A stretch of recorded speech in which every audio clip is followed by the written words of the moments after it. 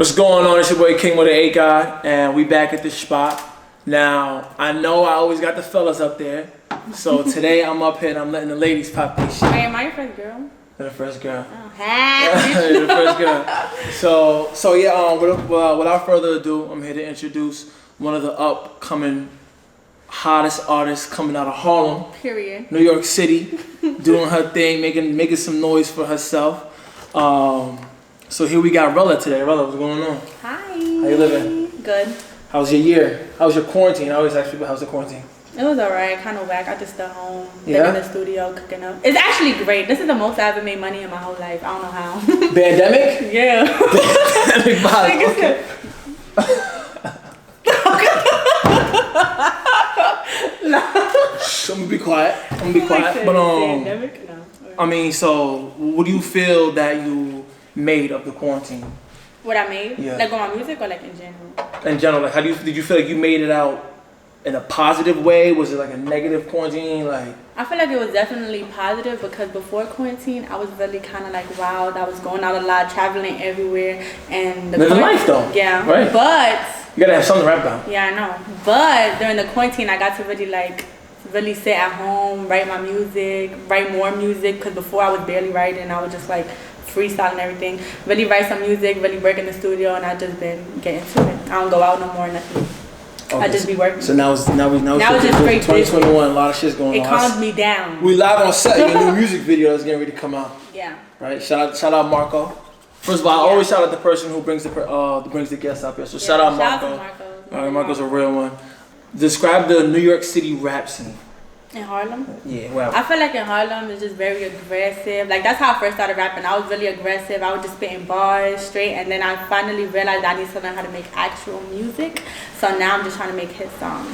But Harlem, Davies, he's popping. Yeah. I know Ray Moolah, a lot of people in Harlem. Okay, that's dope. I just feel like it's aggressive, but I'm trying to like calm it down. So when did you? But I'm really serious with my bars though. Like. No, I hear. I had a little. I make sure like. Right. Talking your shit. So when did you decide to step into this rap shit?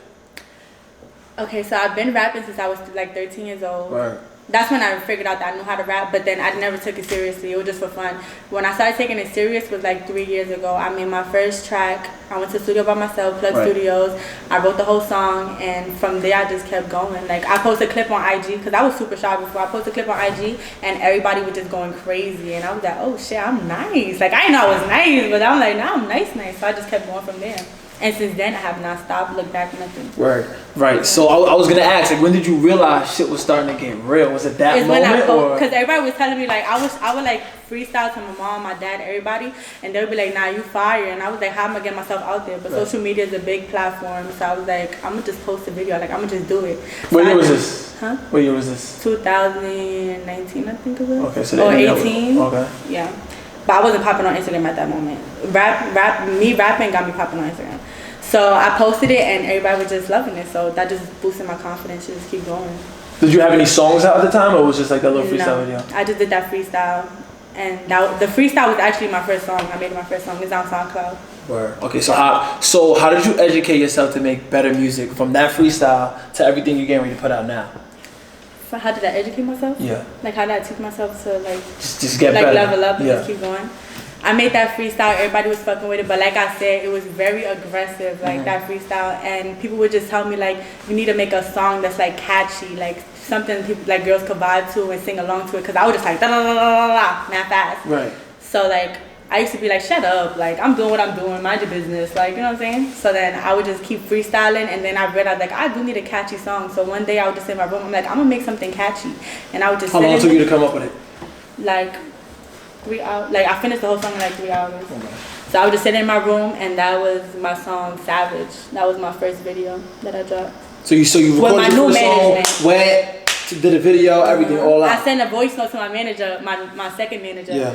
Cause with my first manager, I felt like that he was like really like in the street life and stuff like that. So he was liking the gangster shit. Yeah. But my second manager, the one I have now, he was more like, he knows like about the industry more. Like he has artist Melvani, he has OTJ and stuff like that. So he was telling me like, you need to make a catchy song. So I sent him a voice note and I started rapping it to him. Like in the voice note I sent him, he like, nah, you gotta record that and do a video to that song. Sure. So I did that video, and then that shit just I got like my first time getting 20K views on a song. So your first video, 20K views? My first video, I think got like 15K. I don't know. It was something in that. That's still great though. Yeah, for my first video. I had videos before that, but it was all gangster. So I deleted it all off my YouTube. It was one song called Pop Shit. And then I dropped the Savage song, and that's the one that got me. That's the most, like on DistroKid, you know DistroKid? Yeah. That was the song that I made the most money off of, my first song. One thing I wish I knew when I first started. What was one thing I wish I knew when I first started? One thing I wish I knew when I first started. Oh, I wish I knew how to make like better content when I first started. Like the stuff I'm doing now, I wish I knew when I first started. Cause before I would just like putting the phone in my room, sitting in my bed, whack background, stuff like that. So it was just like, you know, but now you got like, it out the bug though. Yeah, I know. Right. But now I know that content is really everything. Like the quality of the content and everything. Like I feel like if I would have done that in the beginning, I would have been way further. But it's okay. Who called it me? So we see you have like this nice following going on, right? For the people who. Oh my God! Don't talk about that. I mean. No, I'm saying no because my Instagram got deleted. Oh really? 2 of them. So where were you at before it got deleted? This is my 3rd one. Wow. I was only. That's a loyal fan base though. I was only at 50K, but this one. Only though, but that was my 2nd Instagram. But this one, I had it for only like 3 months, and I have 30. How much I have? 30K. Wow. In 3 months, I got 30K followers. So what is your main like? What is the main way you market yourself? Like, what do you see works the most for you? Okay, so the main way I market myself is one, I'm a female, so I use my sex appeal. Pretty powerful. People be talking shit, but I'm like, I don't give a fuck. Like I'm gonna use what the hell I gotta use, and I use my sex appeal and to get the male audience, and to get the girl audience, I just rap about stuff that they could relate to, like just to make you feel like a bad bitch. But my biggest platform, like to market myself, why I think I got 30K in 3 months is TikTok. Really? TikTok is the biggest platform. So you on TikTok like that? Yeah, I have 400K on TikTok, and that got deleted too. Why are they deleting your shit? I was close to a mil. Huh? Why are they deleting your shit? I'm not. Some girls selling. Oh no, we don't gotta get on that. We don't gotta get on that. We don't gotta get on that. But they be flagging everything on TikTok. That shit just retarded. That's crazy. So was it always music? Did Rella ever want to be anything else before she became a rapper? Growing up, like since I learned how to walk, I always wanted to be a model. Like that was my main thing. It's always still there. Yeah. When this rap shit comes, it's only bigger and better, you know. But I wanted to be a model, and my grandma, she was a seamstress, so I grew up like at my grandma's house. My parents had me at a young age, so I grew up in my grandma's house, and I would see her like make dresses for dances and stuff like that, and she would teach me, and I was like, I want to do fashion. So I used to make clothes for girls' prom and all that. But then I stopped because I started rapping, and it was just hard to manage everything. That's fire. But I'm still gonna do fashion. I'm still gonna do modeling. I'm gonna do acting. I'm gonna get into all that once this gets to where it needs to be. Okay. So where does the name Rella come from? Okay. What is it? It's Legendary Rella, right? Yeah, Legendary Rella. At first it was just Rella, and then okay, so I got Rella from when I was young. I was probably like 16 years old, and well, I've been had Rella since like I was probably like 13, and it's because growing up I was big like on Disney movies. Like to right now, I still watch Disney movies. Me too. Yeah. So and all the princesses, I was in love with princesses. So Cinderella, I got that from Cinderella actually, and I just love like Cinderella's my favorite princess because she like came out the mud. Like her stepsisters used to trap her, and then now she just glowed up into a princess. So I feel like that's me. So I was like, I'm taking that Rella, and then I just went with it.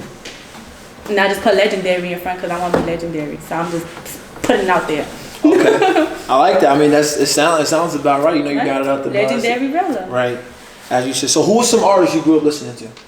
Definitely Beyonce, Ashanti, Alicia Keys, Nicki Minaj. She was one of my biggest influences. Jennifer Lopez, just boss bitches that do their thing. I love all of them. Danity Kane, almost every female. Britney Spears. Nice. Okay. So we see that you got like the whole persona, the marketing, you got everything, not persona, you know what I mean? But like you got your look, you got everything down right.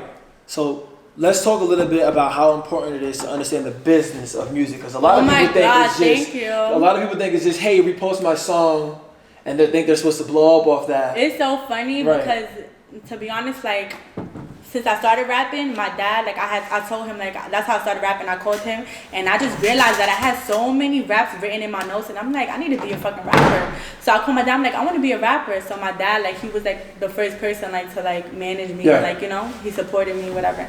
So I told my dad, like, I want to start rapping, and my dad was doing all the business part for me. So I wasn't really like, he was like, I'm gonna handle this for you. You just worry about rapping. Right. So my dad made my DistroKid. He made my YouTube.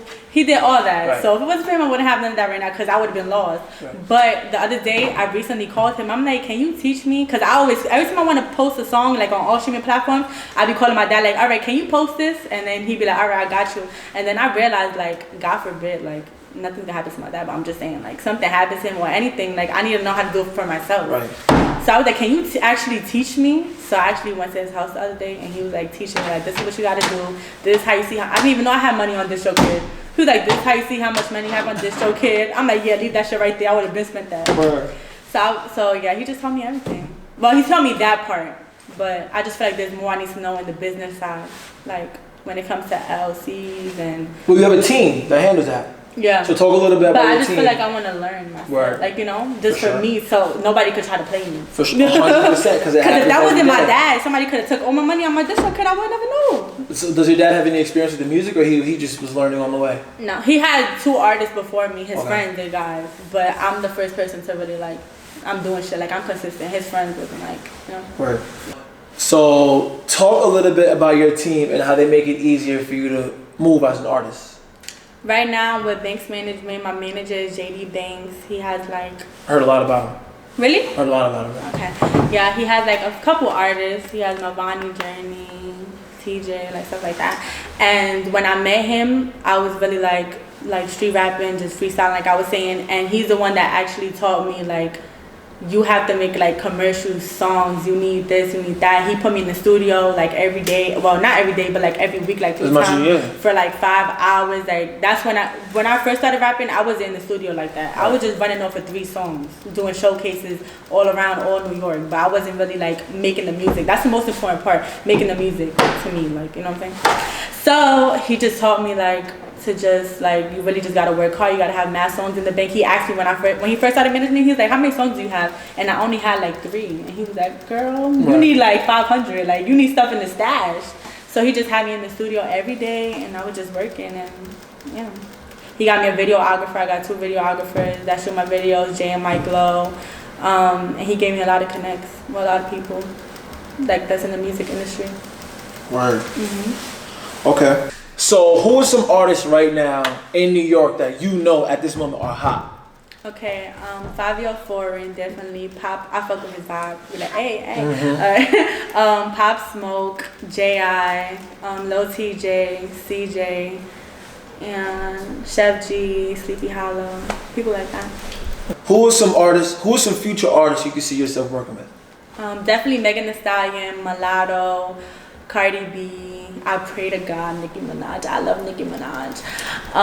Who else? Fabio Foreign, I could see myself working with. And who else do I see myself? Yeah. There's a couple, but yeah, those are like the main. Oh, Moneybagg Yo. I love Moneybagg Yo. You got hard, number 1 album right now. Hell yeah. I want to work with him definitely. Okay. So what influenced you to get this Back in Blood freestyle? Like why pick Back in Blood? Just because it was trending at the moment, so I'm like... It still is. It's still hot. It's still hot. I'm just trying to... Right now, I'm just dropping freestyles every Friday, if not every other Friday, because shit happens. Right. But I just want to hop on everything that just comes out to show that I got this. So like a little Rella mixtape, bunch of remixes? Yeah. Just to keep myself hot. Like, while I'm working on my singles, I just need the freestyle just to keep my shit, you know? People need to go to my page and see, like, okay, she's a rapper. Like, she's doing this. Word. Not just an Instagram model. Word. So for other artists that want to work with Rella, how do they get in contact with you? What's the process behind it? They usually DM my management, Banks Management on Instagram, or they be hitting me up. But right now, I'm not doing features with any artist. I only have a feature with one person. That's my friend No Foreign from LA. Okay. Right now, I'm just working on myself. As you should. Yeah. Okay. I'm just trying to get my sound right, because I'm still working on my sound too. So talk about your creative process in the studio a little bit. Like, what do you do before you go step in the booth? Before okay. Do you write your songs, or you like a... Yeah, I write all my songs. Okay. And before I go to the studio, I don't do nothing that day. If I'm going to the studio, I'm not doing nothing that day. I'm just in my room. If I wrote the song already, then I'm just in my room and I'm just like redoing it, like changing my voice, trying to see how I'm gonna say it, how I'm gonna, you know, like come on the song. Right. And when I write, I usually write at night and I just be in my room on my laptop. I just listen to different beats and I just go from there. Like I just start, you know, humming and shit. Yeah. And then I just come up with the flow and I just put the bars to it. And usually, before I didn't know how to freestyle, like off my head in the studio, I had to write the songs first. But usually, I just been, all my freestyles that I've been dropping every Friday is just me not writing. Like I'm just in the studio just saying it. And that's it. I just be in there and I just start spitting. Doing your thing. Yeah, go crazy. As you should. So what do you feel like is different about your music? What's different about my music? I don't know. Like when you found that sound for yourself, or finding that while going through the process of finding yourself. What I feel like is different about my music? I wouldn't say what's different, but I'm just saying. Wow. Like what do you think makes you stand out? What makes me stand out? I feel like what makes me stand out in general as an artist is just like how I like portray myself like as an artist. Like I'm just like my personality, the way I look, the way I rap, everything. Like it just all like I'm like a whole package. You know what I'm saying? You can know how to rap, but you probably have a dry personality and you probably don't know how to dress or don't got the image of a rapper. Like, I just like got everything like in one. I must say too, like when I first saw you walk in here, I didn't know your music was gonna sound like if I would have never saw you because I heard the song before because Marco, but if I would have never saw you before and I just saw you, I would have never thought you made music the way you do. Right, everybody telling me that. It's good though. Everybody be looking at me like, sit there like she's making it.